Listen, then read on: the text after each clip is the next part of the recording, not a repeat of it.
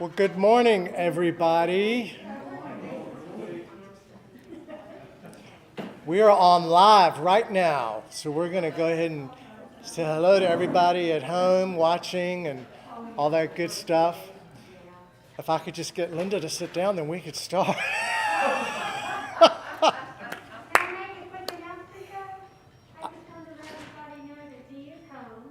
Okay, when we go through the prayer time, you could probably do that. You want to do that now, or? No. She's saying that D is home. D is home. D is home. All right. Okay. We're gonna. She's not used to that, Thomas, is she? She's not used to it.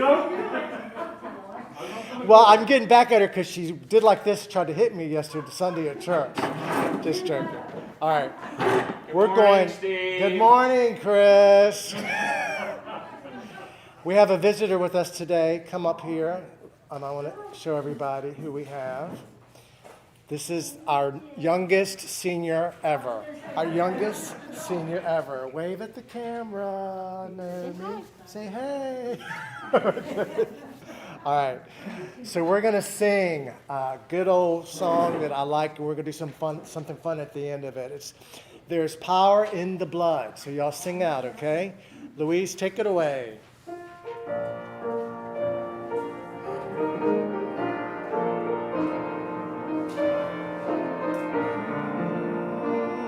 Would you be free from your burden of sin? There's power in the blood, power in the blood. Would you or evil a victory win? There's wonderful power in the blood. There's power, power, wonder-working power in the blood of the Lamb. There is power, power, wonder-working power in the precious blood of the Lamb. Would you be free from your passion and pride? There's power in the blood, power in the blood. Come for a cleansing to Calvary's tide. There's wonderful power in the blood. There is power, power, wonder-working power in the blood of the Lamb. There is power, power, wonder-working power in the precious blood of the Lamb. Would you do service for Jesus your King?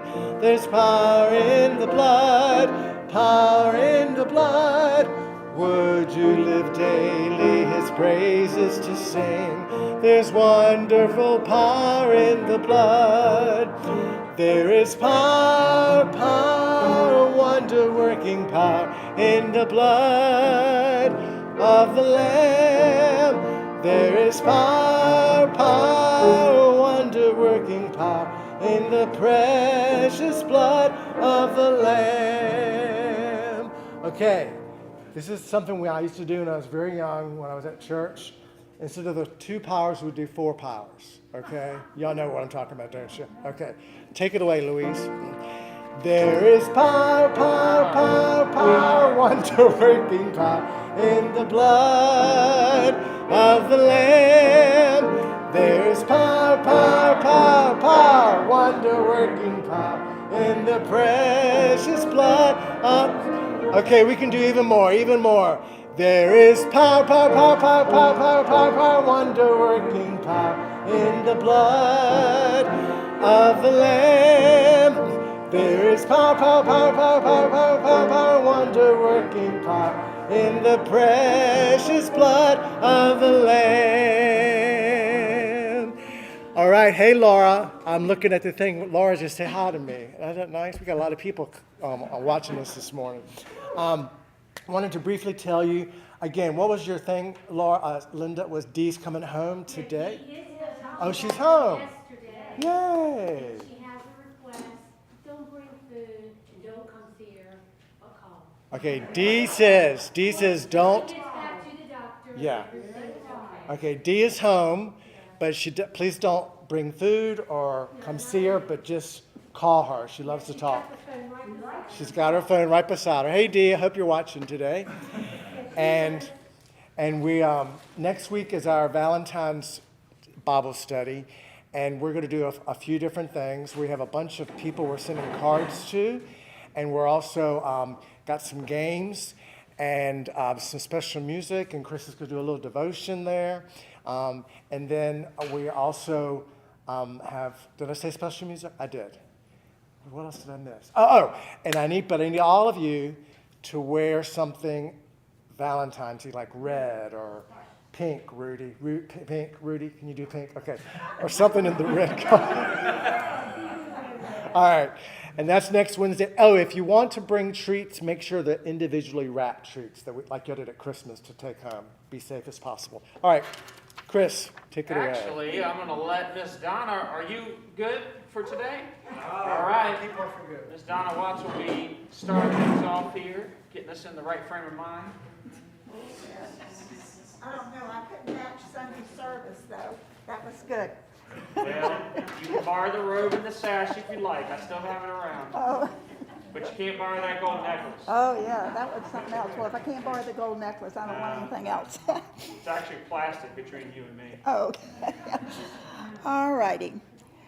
Now, all my jokes are normally for elderly people, like really elderly people. So a lot of funny jokes on elderly, so don't take it personal. Two elderly gentlemen from a retirement center were sitting on a bench under a tree when one turned to the other and said, "Slim, I'm 83 years old now, and I'm just full of aches and pains." "Oh, I know you're about my age. How do you feel?" Slim says, "I feel like a newborn baby." "Really? Like a newborn baby?" He said, "Yep. No hair, no teeth, and I think I just wet my pants."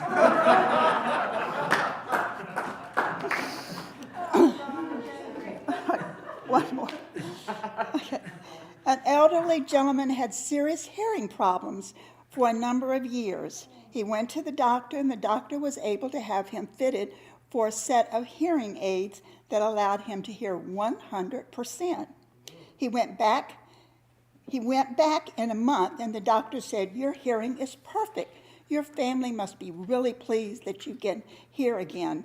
The gentleman replied, "Oh, I haven't told my family yet. I just sit around and listen to the conversation. I've changed my will 3 times."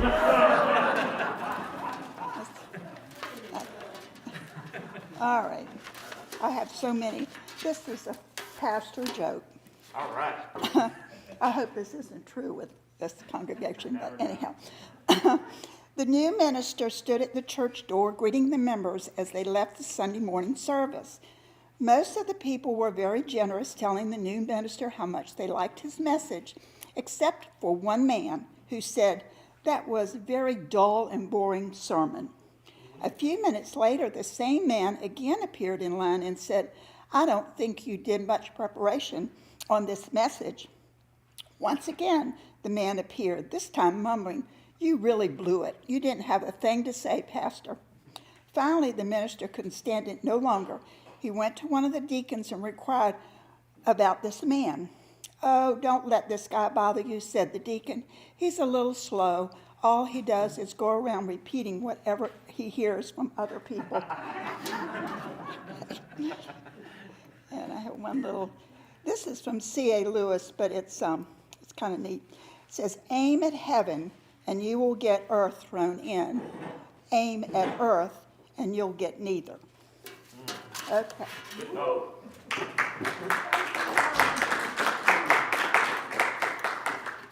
That was very good. That was very good. The one on the preacher, though, hurt me a little bit. I've heard that before. Does anybody need a copy? I've got some extra ones. This is the last week we're in this book. Yes, it is. So feel free, if you'd like to take them home and keep them as souvenirs or sell them on eBay, whatever. You can do that.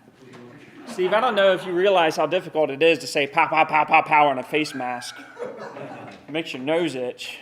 So I tried. I went back to, I just like flashback to Cops and Robbers, when that's what you did when you were chasing the the bad guys playing that game. But it is neat to see as many of you here today, and then I know we've got some folks online as well chiming in, sending some emojis, and those are the happy face things. That's what the kids call them these days. And so as we go through the lesson, if there's things that you guys want to ask or bring up, then feel free to do that. We are on page 57 in the book, and like I said, this is the last lesson that's in this series right here. We're going to be moving into the fall just in time for the spring with the series that we'll be going into. And the focus on that is on how we love one another, which would be a wonderful study for us to go through for the next 3 months.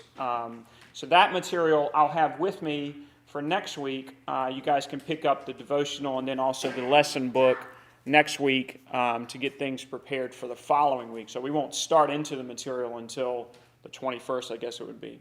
And no, not the 21st. For some reason, I'm thinking Valentine's is on Wednesday.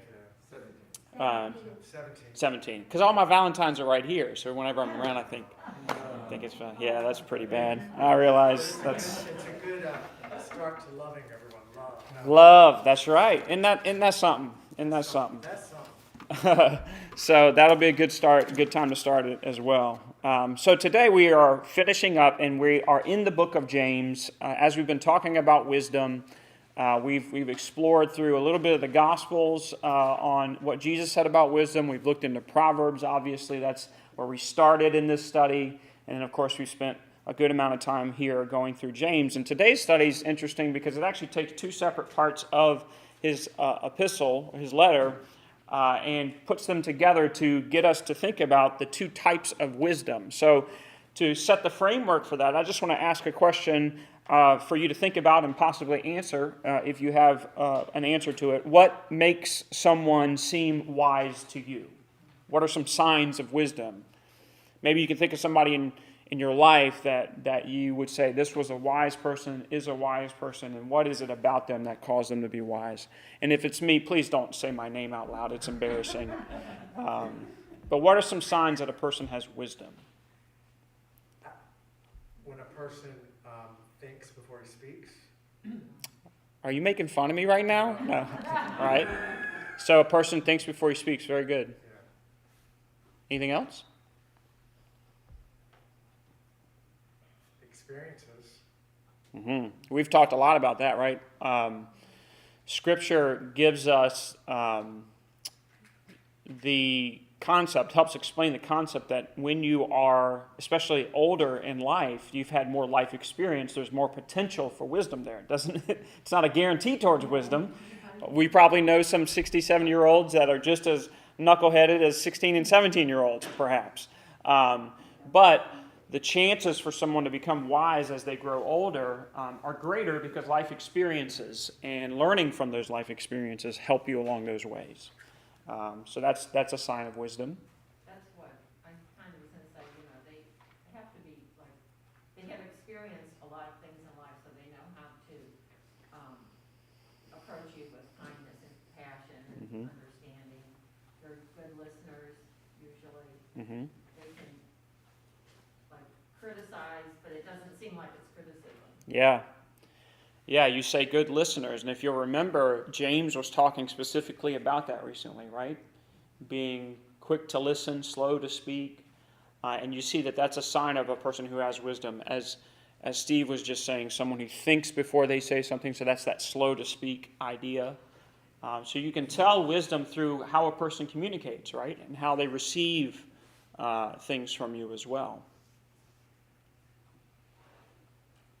You can also see wisdom in the way people around a person is blessed. So you can see throughout, for an example, Proverbs 31 that talks about the woman of noble character. The way it describes her is based on how her family is blessed by her wisdom. And so wisdom can sometimes be seen by family members or friends who've been blessed by this person's life. And so there's lots of different ways to spot that. And that's why I wanted to start with this question, because that's kind of where James takes us right here in the beginning as we read through James 3, verses 13 through 18, and then we'll jump over to James 5, 7 through 12, as it's in the book there. In verse 13 it says, "Who is wise and understanding among you. So good for you to stop and think about, okay, the people in my life that I look to kind of get an understanding of what wisdom is, think about that person. And then, so James says, well, who is it? Who is wise among you? Let them show it by their good life, by deeds done in the humility that comes from wisdom. Right? So, who is wise and understanding among you? You see it in certain things. And so James describes, here is evidence of wisdom. Good life, deeds done in humility, and that comes from wisdom as well. But then there's a contrast he gives us in verse 14. But if you harbor bitter envy and selfish ambition in your hearts, do not boast about it or deny the truth. It's interesting that he brings up those things here in the context of talking about a person having wisdom and living with humility. Why do you think he brings this up? But if you harbor bitter envy and selfish ambition in your hearts. Why is he bringing this up in the context of wisdom?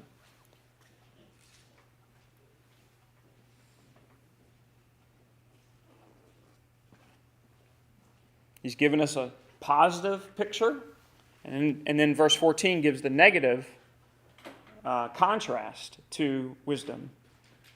So what we're seeing here are signs that show a person does not have wisdom, right?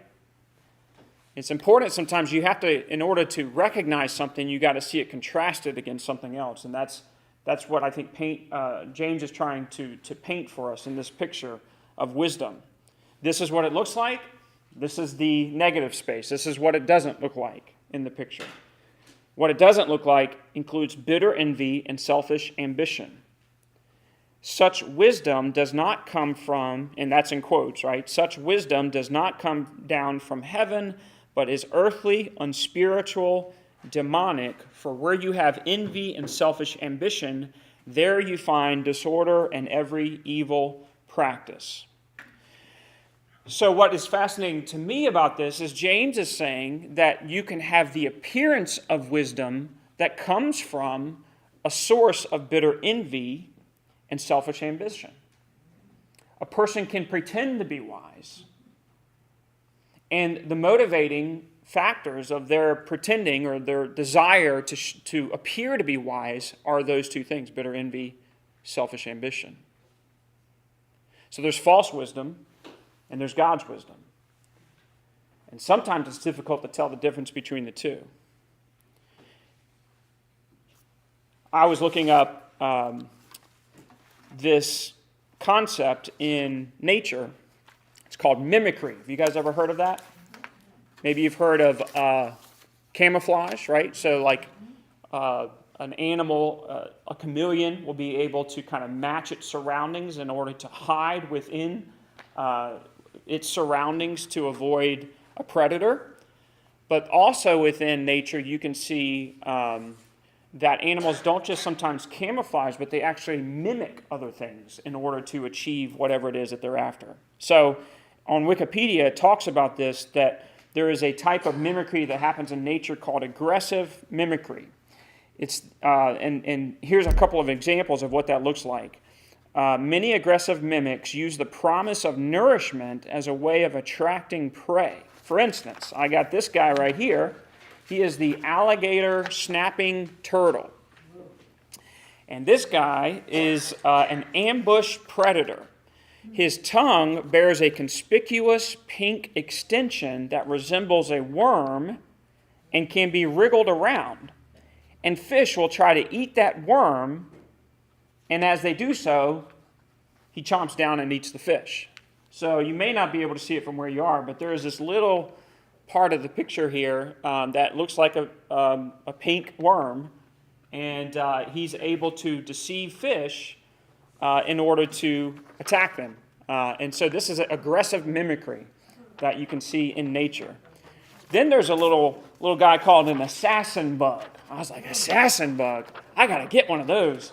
But that's what he looks like right here. This assassin bug preys on spiders. He enters their web, plucks its silk threads until the spider approaches. This vibrational aggressive mimicry matches a general pattern of vibrations which spiders treat as prey. So they think they're about to get to this bug and eat it because it seems like it's dancing like their normal prey would be when they're caught in the web, having a similar temporal structure and amplitude to leg and body movements of typical prey caught in the web. And so they pretend to be prey when actually they are the predator.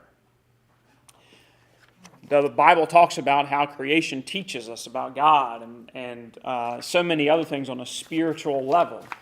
And so as Jesus said, look to the lily and consider how God takes care of it. I will also remind you to look to the assassin bug and see the lesson that can be gained from this reality in nature, that things aren't always as they seem, and even predators can pretend to be something other. And so that's what we see as James is describing in verse 15 when he says that this quote-unquote wisdom isn't from heaven, but is earthly, unspiritual, and importantly, you'll see this, demonic. So what else does the Bible say about Satan in terms of mimicry? It says he parades around like what? Roaring lion. So he's going around like a roaring lion, seeking whom he may devour. And it also says this in 2 Corinthians 11, verses 12 through 15. The context here, Paul is defending himself against a bunch of accusations that people in the Corinthian church have made against him.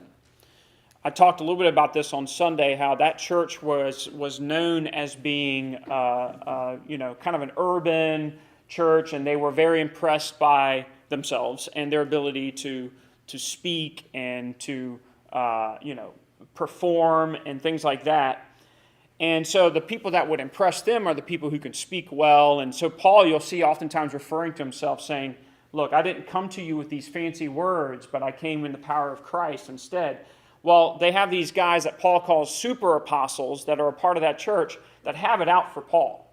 They're the kind of guy that the guy who was coming around and talking to the preacher and saying, hey, your sermons are horrible, they got to get better, that Ms. Donna was talking about, that was the tribe of people that was talking about Paul like that in the Corinthian church. So Paul is responding to them in chapter 11 of 2 Corinthians, and he says this. He says, let me find it. And I will keep on doing what I am doing in order to cut the ground from under those who want an opportunity to be considered equal with us, speaking of apostles, in the things that they boast about. So they're claiming to have more knowledge than Paul, more connection to God than Paul, and they're the super apostles. And Paul doesn't know what he's talking about, and that's what he's referring to. And then he says this in verse 13, for such men are false apostles, deceitful workmen, masquerading as apostles of Christ. And then he says this is where I was trying to bring us to here. And no wonder, for Satan himself masquerades as an angel of light. It's not surprising then if his servants masquerade as servants of righteousness. Their end will be what their actions deserve. So this aggressive mimicry is something we can see even on this level. So when Paul, when James refers to this type of false wisdom as demonic, he's referring to the reality that Satan himself even masquerades and mimics angels of light in order to deceive us and to devour us like a roaring lion would. Isn't that what Satan, how he approached Eve, even in the garden, right? He approached as one that would not have caused her to be afraid, but was attractive for her to be able to talk to. And he seemed to have her best interest in mind when he was talking about, if you eat this fruit, you'll be like God. But in reality, he was pretending, he was an assassin bug on the web, pretending to have her best interest in mind. So when we talk about these two kinds of wisdom, you can see that two can look alike, but one is very different from the other. Verse 17, the wisdom that comes from heaven is first of all pure, then peace-loving, considerate, submissive, full of mercy and good fruit, impartial and sincere. That sounds very similar to the descriptions that Debbie gave and Steve gave about what wisdom can look like, right? Look at it. It says pure, peace-loving, considerate, submissive, full of mercy, good fruit. Does this remind you of anything else in Scripture that we see describing fruit of the Spirit? Exactly. Yep, that's in Galatians 5, 22 and 23. I'll read that real quick, and then I'll go back and read this description. Galatians 5, 22, 23. The fruit of the Spirit is love, joy, peace, patience, kindness, goodness, faithfulness, gentleness, and self-control. Against such things there is no law. The wisdom that comes from heaven is pure, peace-loving, considerate, submissive, full of mercy and good fruit, impartial and sincere. Peacemakers who, verse 18, peacemakers who sow in peace reap a harvest of righteousness. So this is going to agricultural analogy here, which in their world, just about everybody was a farmer of some variety. You didn't go to Farm Fresh. You had to go actually to the farm to get the food that you wanted, for the most part. And so they would have known what it means for them to sow a seed and then to wait for the harvest to come. That phrase, harvest of righteousness, may sound familiar because we talked about this harvest of righteousness actually just Sunday as we were going through 2 Corinthians chapters 8 and 9. And if you'll remember, as he was trying to encourage people about the Corinthians, about their opportunity to be generous, and as they are generous with finances, that God makes this promise, this response to them. And he says this here in chapter 9, verse 12 of 2 Corinthians. This service that you perform, not only supplying the needs of God's people, also overflowing in many expressions of thanks to God because of the service by which you have proved yourselves, men will praise God for the obedience that accompanies your confession of the gospel of Christ, and for your generosity in sharing with them and with everyone else. And in their prayers for you, and their hearts will go out to you because of the surpassing grace God has given you. Thanks be to God for his indescribable gift. And actually, up in verse 10, I missed this. This is what I actually wanted to emphasize. It says, now he who supplies seed to the sower and bread for food will also supply and increase your store of seed and will enlarge the harvest of your righteousness. Harvest of your righteousness. What is that? Well, that's, Fruit of your labor? Fruit of your labor.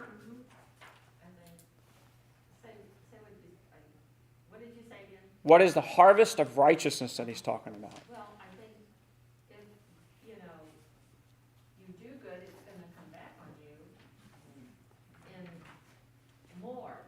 Mm-hmm. So to speak. Yeah, basically it's what Paul was just describing there. He says he'll increase the harvest of your righteousness, and he says this is what will happen. It will supply needs of God's people and overflow in many expressions of thanks to God. That's the harvest of righteousness. It's not some financial return. If you invest $1, God's going to give you 10 back, that kind of stuff that you hear prosperity preachers talk about all the time. What he's talking about is enriching us and those who are around us that we minister to in many expressions of thanksgiving to God, which is far more valuable than that cool gold cross chain that you may be able to parade around in like I was trying to do on Sunday. So, so that's what I think we should keep focusing on as James comes back and uses the same phrase. So this is someone else writing in a very different letter, but referring to the very same phrase that Paul uses there. So it shows some of the evidence of the inspiration of the Holy Spirit working through these guys, speaking to the very same stuff that Paul himself was talking about. Peacemakers who sow in peace will reap a harvest of righteousness. That's going to be the reward that we face or find when we try to live our lives in submission and humility in the way that had been described. So then when you think about what that means for us, it then moves us to James chapter 5, where it's almost like a natural segue from this idea of harvest of righteousness, because he's talking about a farmer waiting for a harvest there in James chapter 5, starting in verse 7. says, "Be patient then, brothers and sisters, until the Lord's coming. See how the farmer waits for the land to yield its valuable crop, patiently waiting for autumn and spring rains." Right? So we just left James 3 with the desire to see a harvest of righteousness. We want to see it today. We always like quick results, right? We're Americans. We have microwaves. We want to see an immediate change in a person's life when we are trying to help a person. But James is saying this comes with patience, this harvest of righteousness that we're looking for. And then he compares it to a farmer in that time, in Israel especially, waiting for the rains to come, the autumn and spring rains. In Israel, it was very rare to see any rain happening between the months of October and May. So that day yesterday we saw with all those big snowflakes would not have been a common thing for them to see in that time, in that location part of the world. So they knew that there was only one part of the year that they would expect the rain to come, and the farmer would sow the seed in preparation. Now, if he waited until the rain started before he sowed the seed, it would have drowned the seed, and there would be no harvest. So he prepared in advance, and he patiently waits. In verse 8, "You too, be patient and stand firm, because the Lord's coming is near. Don't grumble against one another, brothers and sisters," and this is where it gets scary, "or you will be judged." The judge, capital J, is standing at the door. Wow. Like there's not a whole lot in Scripture that says, hey, if you do this, you're going to be condemned. And he's talking about grumbling. I can probably remember the last time I grumbled within the last 24 hours. When that baby was crying in this morning, I wanted more sleep, but couldn't get it. I was like, that's a bad baby. Put her in the trash can. But I can say that because I'm grandpa.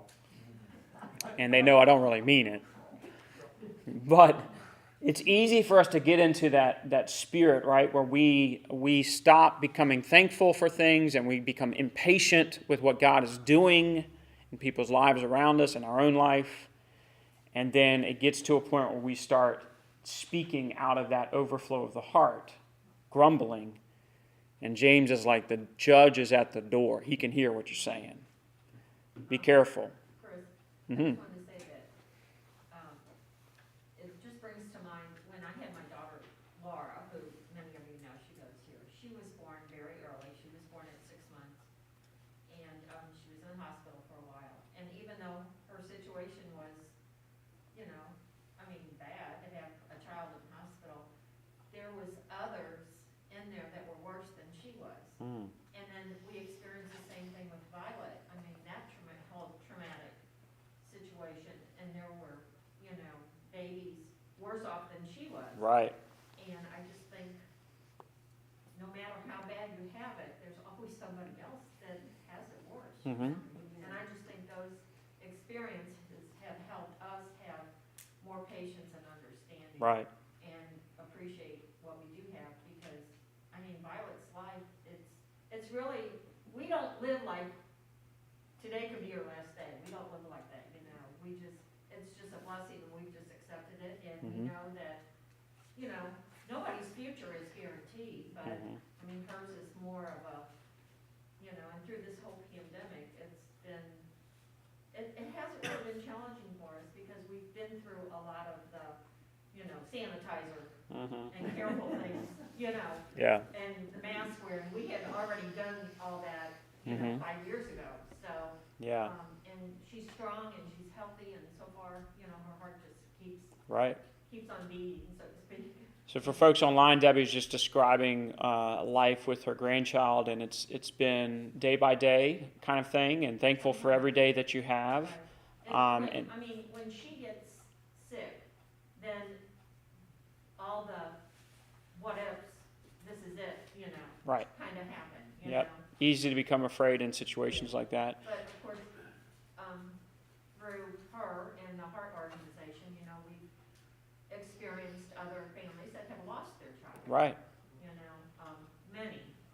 Yes. So wisdom and perspective go hand in hand, and it's like we were talking about with experience. The experience that you've had so far with Violet's life, and then also seeing, because of having to be in these places where you see other families who have similar struggles, you've been able to develop a perspective on how to be grateful and thankful for even small moments and days of life that you have as opposed to years of life. And so those are things that I think through that experience, gaining that wisdom gives you perspective, and that leads towards the kind of patience that James is talking about.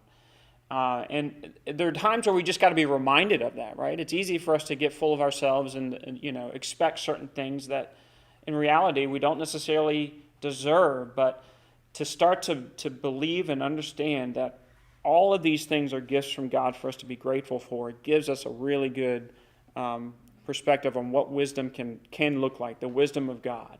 Not the kind of wisdom that comes from selfish ambition and bitter envy.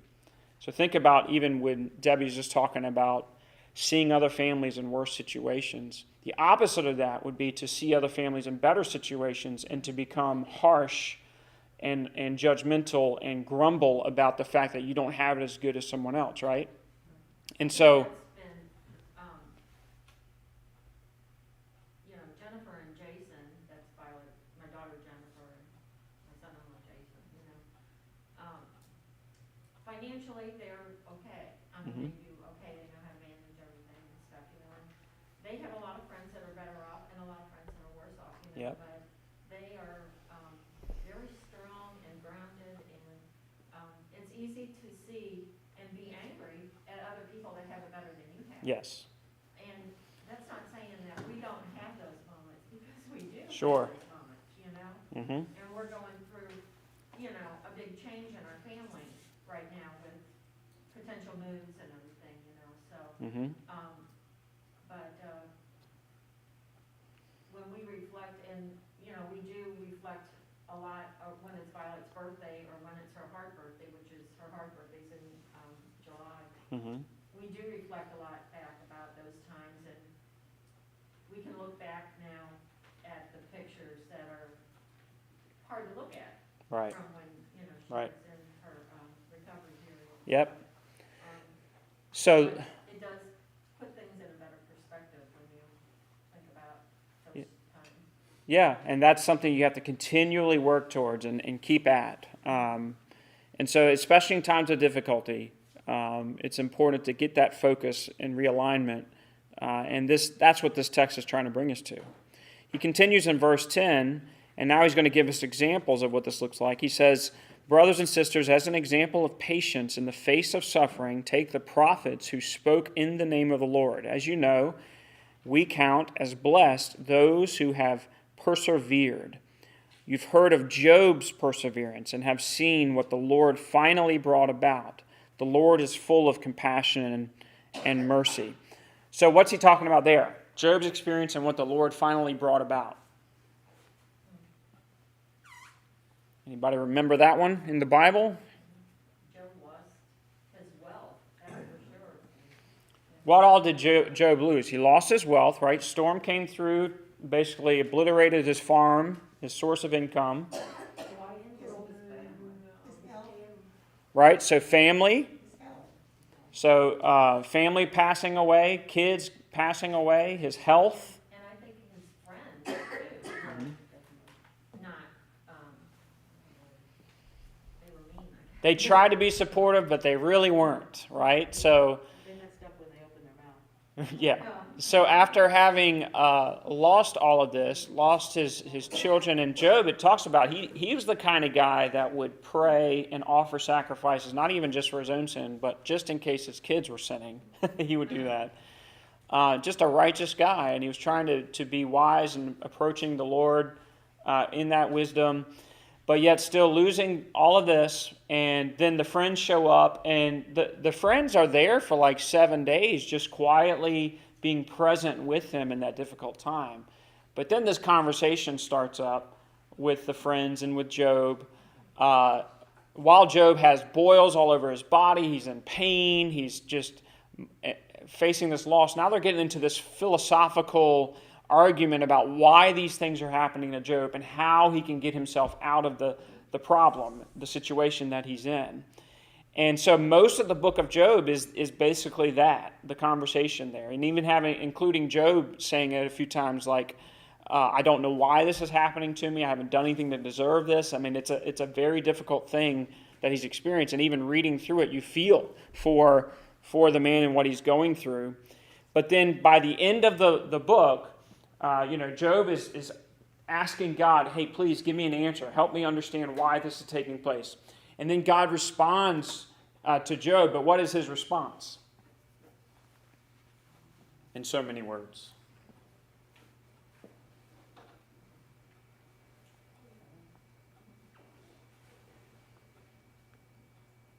Basically, God's response to Job is, I'm not going to explain everything to you. I don't need to, right? Were you there when I created everything? Do you have the power to make things show up and disappear?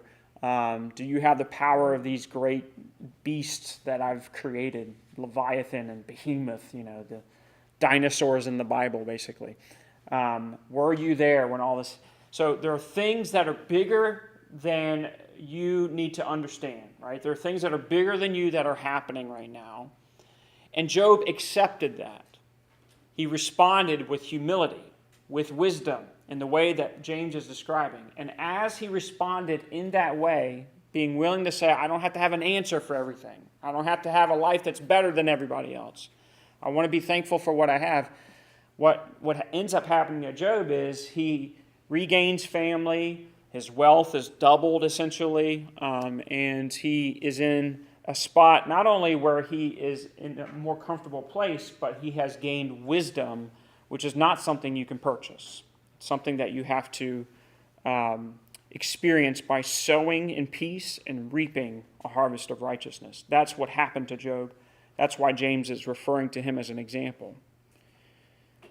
And so he says, the Lord is full of compassion and mercy. And then he finishes out verse 12. Above all, my brothers and sisters, do not swear, not by heaven or by earth or by anything else. All you need to say is a simple yes or no. Otherwise, you will be condemned. Now, what in the world is he talking about here? How is this related to what we were just seeing or reading about?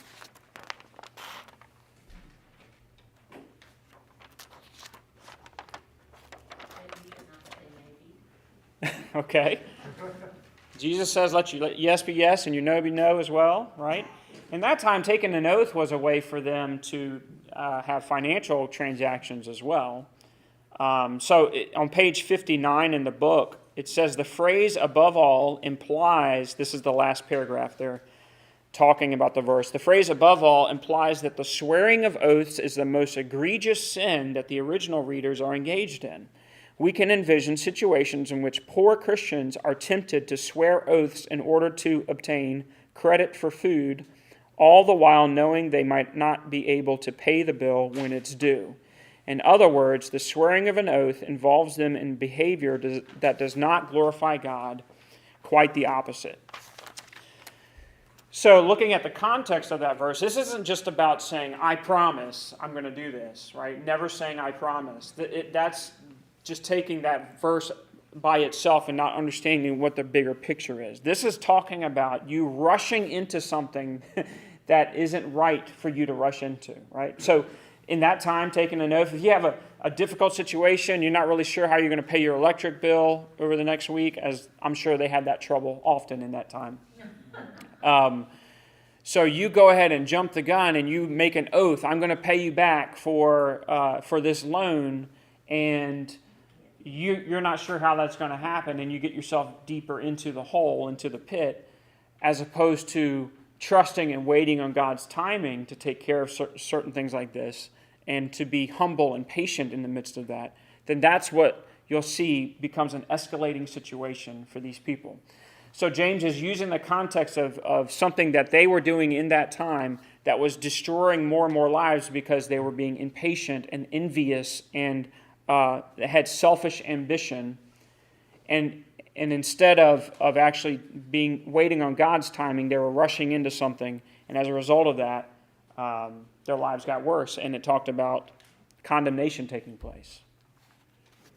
You see that? Yeah. I think of the old Tim and Tammy Faye Baker story. Sure. And how he had the wrong intentions and using people, and they think they're going to Right. and then they got convicted and in jail. Yes. Yeah. It's kind of Yeah. full circle. And it took a while, but it does catch up to you, right? So the big picture of what we're trying to pull from this is waiting on the Lord's timing, being patient, being humble, looking for lessons to be learned even in difficult situations. This is the source of godly biblical wisdom. Something that everybody shares in common are difficult days, pain, struggle. We all have that. But how we respond to that is a choice that we've all been given, and we all respond differently to it. If you respond with biblical wisdom, with the patience that we see even in Job's life, then you'll be able to see a harvest of righteousness come about. Maybe not in your timing, but in the right timing, because that's when God knows it should happen. So something to think about. Appreciate you guys traveling with me through this journey on wisdom. And we'll be talking about love right around the season of love next week. So I look forward to that. And we'll sign off online, and appreciate you guys joining us there as well. I see you, Miss Rose. She talked about, Jimmy, you being wise and knowledgeable in the way that you give advice to people as well. So you better keep it up, sir. You got quite the reputation over here. So Laura joined us too. She was on lunch break, so she joined us for a little while. Yeah, Ed Million, Debbie Puckett out there. Appreciate all y'all being with us, and hopefully this has been a blessing for you. And we will pick it up again next week. So after that's off, I want us to talk a little bit about some